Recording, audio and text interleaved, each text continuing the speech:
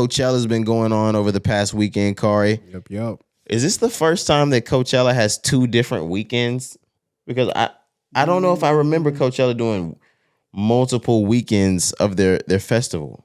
I think so. I think they have before, to be honest. Same headliner, multiple weekends? Yeah. I think they've done that. I do not remember that shit ever happening. Yeah. Nevertheless, it's going on right now. Yep. Yesterday seemed like more of a pop alternative day. I saw Blackpink was headlining or something like that. I don't know anybody else that was there. But from Friday night, I saw 21 Savage's performance posted in clips online. It seemed like a hell of a time at Coachella. Yeah. So 21, he was a part of, it was actually Metro Boomin's show, and Metro Boomin brought out multiple people, so I'll name them. He brought out Future, Weeknd, 21 Savage, Don Toliver, Diddy, John Legend, and he had Mike Dean playing the keys. Shit. You're right. This nigga brought an all-star lineup. But yeah, that performance was crazy. They performed a song, whatever, I forget the name of the song, but it's a song that Future, The Weeknd, and Metro Boomin, they got together. I think it's something off the new album, but they rocked it, bro. From what I saw, that performance was amazing. And just to give you guys some of the big names from Friday night, you had Burna Boy, you had K Tronada, Becky G, Metro Boomin, like we were just talking about. You had Pusha T, Toby Anigwe. Who else was on there that I'm missing? There were a lot of people, but to round it off, your headliner, Bad Bunny. Friday night was crazy. Man, that was sheesh. You move on to Saturday, like I said, you had Blackpink, but outside of that, Rosalia, Suicide Boys, Kid Laroi. This was more of the pop day, if you can tell by the names. Now, Flo Milli, Kenny Beats, they performed, but this was really more on the pop side. And then you get to Sunday, which, like you guys know, we record on Sundays. So this is going on right now.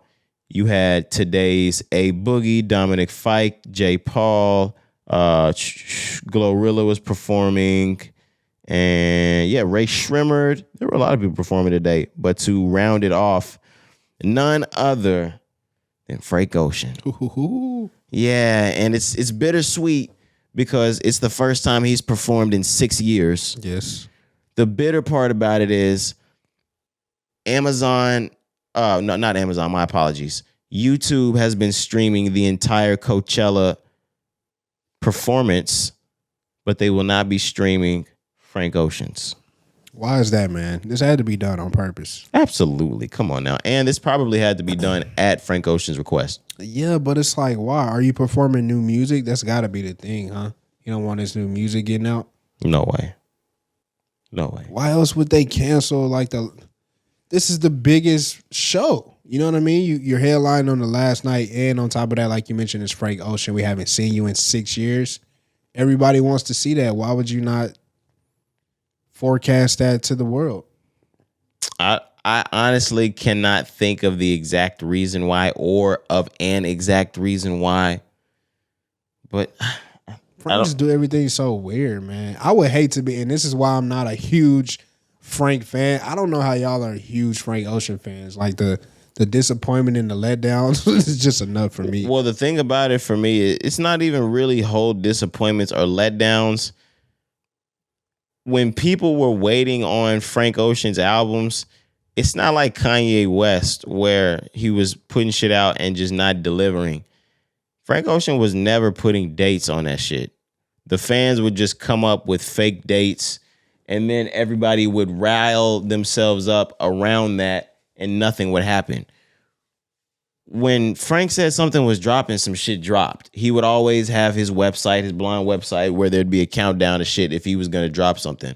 But the reason why I stick around with Frank is because I respect the original format of releasing albums, like a Tina Marie or a Michael Jackson or a Prince or a Stevie Wonder, where you make an incredible piece of work like Channel Orange in 2011 or 12, and you just go the fuck away for 4 or 5 years and you work on your next piece of work, or you go be a person and you live your life and you take real deal life experiences over those years, gather them together and make another great piece of work, 2016 Blonde.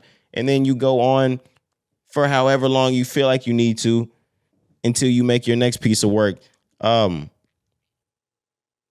dropped in what, 83, 84, or I think it was 83. Bad didn't drop until 87 or 88. Dangerous didn't come out until 92. Like, the greats take time on their shit. And every single piece of work that's come out of Frank Ocean has been critically acclaimed.